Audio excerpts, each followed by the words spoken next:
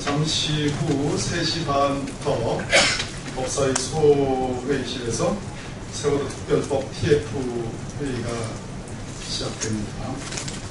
세월호 특별법 수사권 부여 형사사법체계상 아무런 문제가 없습니다. 세월호 특별법 수사권에 대하여 한 말씀 드립니다. 새누리당은 진상조사위원회에 특별사법경찰권을 주는 것이 형사 및 사법체계의 근간을 무너뜨릴 수 있다고 주장하고 있습니다. 이는 사실이 아닙니다. 우리 당의 안은 위원장이 임명하는 조사관이 사법경찰관리의 직무를 수행할 자와 그 직무 범위에 관한 법률 및 군사법원법의 규정에 따라 사법경찰관리와 군사법경찰관리의 직무를 수행한다는 것입니다. 형사소송법 제196조에 따라 당연히 검사의 지휘를 받아 수사해야 합니다. 또한 강제수사를 하는 경우 판사가 발부한 영장에 의하여야 합니다. 검사의 수사 지휘와 판사에 의한 대물적 강제수사에 대한 적법성이 절차적으로 보장되는데 무엇이 우리 형사사법체계와 조화를 이루지 못한다는 말입니까? 진상규명을 제대로 하려면 조사위원회에 실질적인 조사권을 부여해야 합니다. 형사사법의 근간 훼손이라고 하는 새누리당의 주장은 허울뿐인 조사위원회를 만들겠다는 것에 지나지 않습니다. 또한 새누리당은 위원회의 의결 정족수를 가중 정족수로 하자고 주장하고 있습니다. 우리 헌법과 법률은 헌법의 개정, 국회의원 제명 처리, 대통령 탄핵 소추, 헌법재판소 위원 결정 등의 경우에 가중된 특별 정족수를 규정하고 있습니다. 위원회의 안건은 이와 같은 사안이 아닙니다. 일반 정족수로 하는 것이 맞습니다.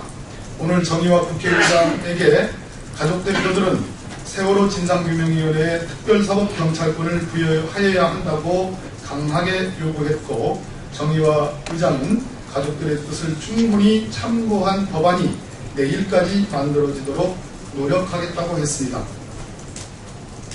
새누리당의 결단의 문제입니다.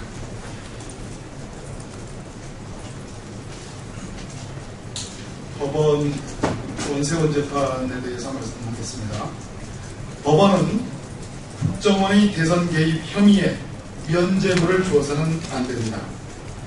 원세훈 전 국정원장 최종 공판과 관련해 검찰이 이례적으로 재판부의 절차의 불공정성을 강하게 지적했습니다. 아주 이례적인 일입니다. 검찰은 구체적으로 국정원 직원의 전자우편 첨부 문서를 증거로 인정하지 않는 결정을 한 재판부의 판단을 절차적 위법이라고까지 규정했습니다. 대한민국 판사가 법정에서 위법을 저질렀다라고 대한민국 검사에 의해서 규정됐습니다. 놀랄만한 일 아니겠습니까? 당초 검찰은 트윗 121만 건을 범죄 사실로 특정했지만 재판부의 공소장 변경 요구에 따라 78만 건으로 축소했습니다. 하지만 재판부의 이번 문제 있는 증거능력 결정에 따라 대선 개입 트윗 건수는 56만 건으로 더 줄어들 것으로 보여집니다. 앞서 김용판 전 서울지방경찰청장의 수사 은폐 혐의와 관련해 1심 재판부는 수사 발표 시점에 아쉬움이 남는다고 하여 일말의 양심을 판결문에 남겼습니다. 항소심 재판부 또한 당시 박근혜 후보에게 유리할 수 있었다는 점에서 이견이 없을 것이다라고 하며 양심 고백을 역시 판결문에 남겼습니다. 또 1심 재판을 취재한 한 기자는 재판에서 경찰관들의 진술이 오염됐다는 점을 재판부가 지적했음에도 판결문에는 오염된 경찰관들의 진술이 왜 받아들여졌는지에 대해 아무것도 쓰지 않았다고 밝혔습니다. 결과적으로 지난 대선 당시 자행된 국정원 대선 개입 의혹은 재판부에 의해 의도적으로 왜곡 축소되지 않나, 이 점을 지적하지 않을 수 없습니다.